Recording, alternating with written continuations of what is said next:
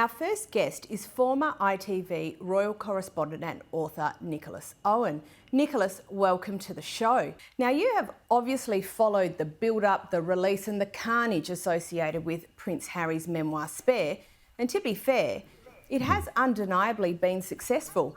But it's been reported that Harry has hired a Hollywood dealmaker to increase its earning potential. What is happening here? And please tell me it's not being turned into a musical. Well, I wouldn't be surprised. Probably if it's a musical, it won't be turned into it by him. I just must tell you quickly, his uncle, Prince Andrew, who's been sort of terribly disgraced, there is a wonderful musical going on about him, but Prince Andrew didn't write it at all. No, what Harry wants to do, he wants to build on his success, obviously. I mean, this book, Spare, sold nearly 1.5 million copies in the first 24 hours. That makes it the fastest selling non-fiction book of all time, so, you know, give him a credit for that. But I must tell you something that rather puzzles me about it. I don't know what's happening in Australia, but here in the UK, every time I passed a bookshop or anywhere I saw the book, right from the very beginning, it was half price. So I don't know quite how that affected things. Anyway, he's obviously determined that the book shouldn't be the last word. And this touches, frankly, on one of the most important things I think about Harry and Meghan and everything else. What are they going to do next? It's all very well spilling out all that stuff, how angry you are with your family and how miserable your child has been and all that stuff. But, you know, if you're not careful, you're going to be a one-trick pony. You've got to find something else to do, haven't you? Got something else to tell the world, some other way to make money. And just off the back of that, you know, this particular report also has Harry saying that he has no regrets about the book and that there's been an amazing reaction to it.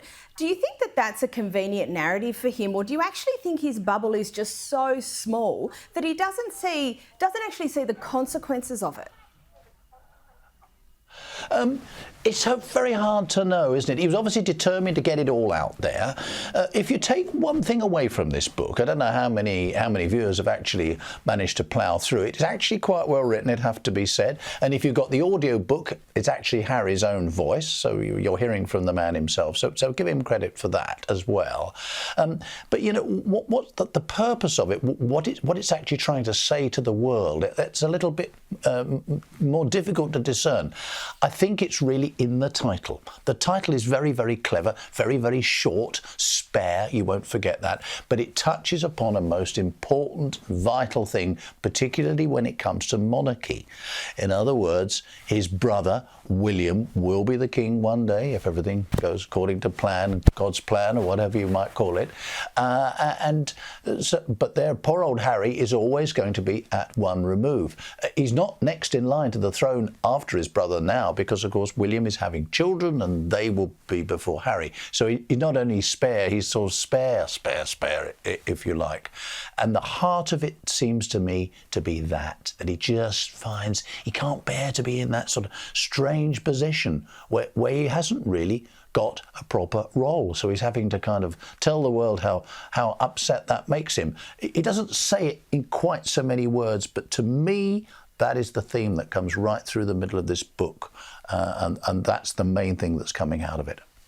That's actually a really interesting observation, because I haven't heard anyone talk about it from that point of view. But speaking of the consequences associated with the book, you know, we've had Sasha Walpole has come out. She's done an interview with my colleague Piers Morgan about their romp behind the pub. Here is part of what she had to say this week. What do you think of Meghan Markle, his bride? I mean, again, you share a lot in common. I mean, we do, yeah. We both refer him as H. But yeah, I don't know. I mean, he's gone from a digger to a gold digger. Yeah, you can put it like that. I wish him all the best. I wish him the happiest. Does he seem happy to you? He's not the boy that I remember, that's for sure. Well, it seems that Sasha, as someone who knew Harry very well, she thinks he's changed, perhaps less happier than when he was young. Do you think this celebrity-esque fame of his means that he's pretending to be someone he thinks he has to be rather than himself? Oh, golly, deep psychological stuff there, isn't it? Well, can I first tell you this, that when I first heard that this was in the book and so on, I mean, I just wanted to kind of hide behind the settee, hide behind the chair, go under the desk, you know. Do we really need to hear any of this sort of stuff at all? But, you know, obviously it's very, very different. They had a lovely words they used, don't they? Tryst, a romp. I'm not quite sure, have to be honest, what your average member of your audience there would call it. But, you know, they were together, they were just kids, they were mucking about, and lo and behold, the thing that happens to practically everybody in some shape or form, often not very satisfactory. Very different young man is sort of there now, very, very different young man.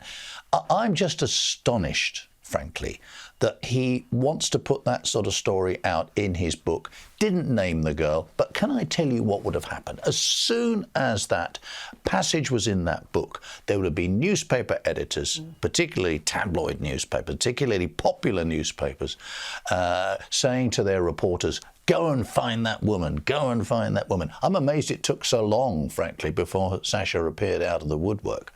And words almost fail me on this particular thing. I mean, whatever else is in that book, that is the most toe-curling thing. Why on earth did he put it in there? You tell me. I can't. I tell you something. It has not done a scrap for the popularity of Harry and Meghan in this country, and I think around the world, and indeed in America itself. That is going to be their problem. They have got to keep finding a new story to tell, getting themselves in the public eye.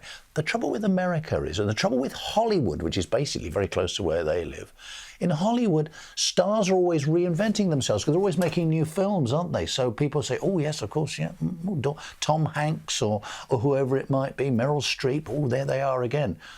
These people have only got one theme, it seems to me, if they're not jolly careful. What's the next bit? What's the next step?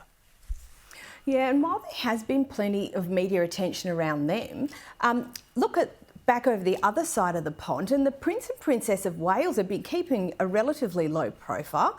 That said, Kate has apparently been busily rebranding herself. Do you think she's simply levelling up with her more senior role, or is she finally seeing off Meghan, as some people have suggested? Ooh, it's wicked things you say. I think there's probably a little bit of both in it. I certainly think she's 41 years old now. She's really come into her own. Her popularity is absolutely assured. We're talking about Kate, we're talking about the Princess of Wales. She's got new advisors around her, particularly one lady, can't remember her name now, but a real toughie is a sort of one of her main assistants. So beyond the exterior that we all see, the smiling face, the easy way with crowds, the wonderful way Kate has with children, there is also some steel going on there, the determination to sort of set herself out a role, rather as you say. But is she seeing off Meghan in the process? Well, if that's a byproduct of what's going on, how jolly convenient. That would be nice, wouldn't it? Pushing Meghan further and further into the background. But I think we might have time to discuss this a little bit later, but you know, the coronation looms, and of course that could be very, very tricky all round in terms of, should Harry and Meghan be invited? If they're invited, will that overshadow, is there a danger of it overshadowing Kate? And of course William. I don't think people in this country, in the UK, will feel that they'll be definitely on William and Kate's side in the main.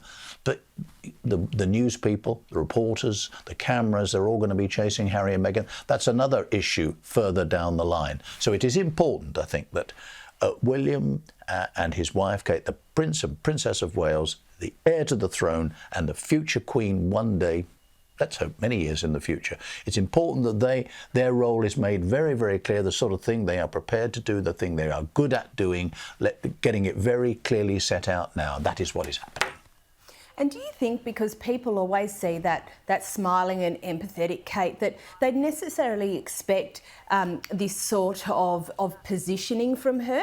Like, I actually think it's really quite an important thing for her to do, given how senior she's going to be going forward. But do you think it's something that the average person in the street would expect from her? Oh, I think so. Yes, I think so. I think we want to see people like to see. There's no point in having royalty and monarchy unless they are seen, unless they're getting involved in things. The very last thing we need in this country, if we go back in our history, very fond of our history, of course, as you know, Queen Victoria back in the 1800s, she lost her husband, Prince Albert, her beloved Prince Albert, very early, and she went into mourning. She withdrew from public life for many years, really, and did the monarchy an awful lot of damage in the process. She had to be coaxed out back into the public eye. Prime ministers would say to her, "Come along, ma'am, you know, monarchy is there to be seen to be doing things. There's no point in it at all unless it has an active role to play." And the people advising, they don't have to advise the king. Charles knows very well indeed what his role is, but those advising William and Kate will be saying to them, this is the sort of thing we've got to be seen to be doing. This is your life for many years to come, but it's got to be high profile, all the time. Otherwise, there frankly is not any point to it. Now moving on to Charles and something coronation related. This week the palace released the royal coronation emblem. Can you run us through this and can you explain the symbolism within the emblem? Yes, I will try to. I have to remind myself, put my glasses on and make sure I get it absolutely right. The point about this country now, a lot of people in Australia will be familiar, but in case you're not, we call it the United Kingdom, and it is still at the moment just about the United Kingdom, although Scotland, there's a great move towards independence in Scotland. To be absolutely clear about that, though, it's not about breaking away from the crown. Whoever is on the throne, it's now King Charles, and one day it will be King William V. There's no suggestion by the Scottish people that they want to get rid of that. But it does mean the kingdom is sort of in bits, if you like, and in danger of flying apart. So I think the important thing about having an emblem for the coronation, which will be the symbol used every time the coronation is mentioned or covered or in any way represented publicly, this emblem will be along with it. And it will have all these elements. So we've got the rose of England, the thistle of Scotland, the daffodil for Wales, and the shamrock for Northern Ireland. Those four key parts of this United Kingdom for the moment, all put together. And I think it's full of symbolism, but it is a reminder for everybody that at the moment we still all cling together. A couple of things to be said about that as well. When we had a referendum, and there was a referendum in Scotland a few years ago about whether they should break away and become not part of the United Kingdom anymore, very interesting then that the Queen said one or two things. One particular thing, when she heard the results of the referendum, she was said to be very pleased. And before the referendum, our late Queen said that she thought people in Scotland should think very carefully. And what people did then was run a microscope over those words. What does she really mean? I think we all know she was talking about trying to keep the United Kingdom together. So this bit of symbolism, this logo, it's not just there for decoration. It does mean something rather important. For those who think we want to keep this country together, we want to keep the United Kingdom united, it very much represents that. You won't hear King Charles saying anything very specific about, please don't break away Scotland and all that sort of thing. Never going to do that. Keeps out of politics, and this is politics of the highest sort. But in the background, let's understand what people at the top of this country, our royalty in this case, what they probably think. And just one last thing, with this emblem, is that something that we historically have in coronations? And if so, how does this one compare to ones of the past? I can't recall it. No, I don't think so. You see, you have to go back a long way for coronations. The Queen, the late Queen, Queen Elizabeth, came to the throne in 1952, but wasn't crowned until the following year, 1953. You then have to go back to 1937 for her father, King George VI, for his coronation. And logos and emblems, they're pretty modern. They're sort of marketing tools, aren't they? That's the important thing about them. And those sort of things didn't really exist. I can't really recall anything exactly parallel at all. We are breaking new territory here. And if we've got a few seconds to say. The other important thing is, of course, this coronation will probably be very different from previous ones. Right. The 1953 coronation, which I'm just old enough to remember, was very, very long. Went on for ages and ages and ages, more than a couple of hours. This one will be much shorter, and it will be much more modern in all sorts of ways. We don't quite know exactly what will be done differently. We haven't got all the details of that yet. We might have to wait for the day itself in May. Everybody, you'll all be watching. I know you will. We'll all be riveted by it. That's all we've got time for, Nicholas, but thank you so much for joining us, and we look forward to speaking with you again soon.